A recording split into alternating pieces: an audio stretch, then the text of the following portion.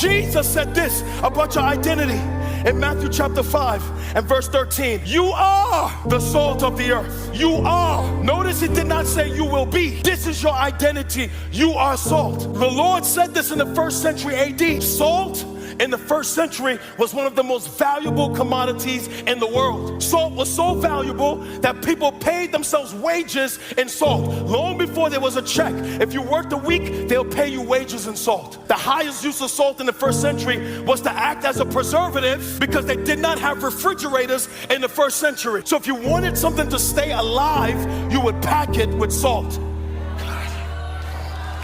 The text assumes that there is decay in the earth and that things are dying in the earth. So we live in an hour where values are decaying. The definition of marriage is decaying. The family is decaying. And the Lord looks out on broken society, and his response is to pack society with the salt of the brothers and sisters of Jesus Christ. So if you are the salt of the earth, man, the Lord is calling you, watch, to keep back decay, to not allow the values of the kingdom to die in your spheres of influence. This is you keeping back decay in the hearts of your teenagers. This is you keeping back decay, man, when you go to the job, or when you go on the campus, or when you're in the locker room. This is you keeping back decay on social media. This is me at nighttime going into my children's bedroom and laying hands on their head and saying, Lord, get a hold of my children. Save my daughter. Lord, save my son. This is me going after my son when he was being led astray by a demonic force. And this is me going into his bedroom at night, pouring oil on him and laying hands on him and said, devil, this one does not belong to you.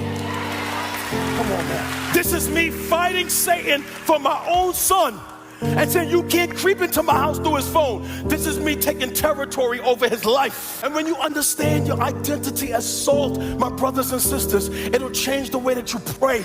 It'll change the way that you live. It'll change the way that you show up at the job. It'll change the way that you show up at the campus, man.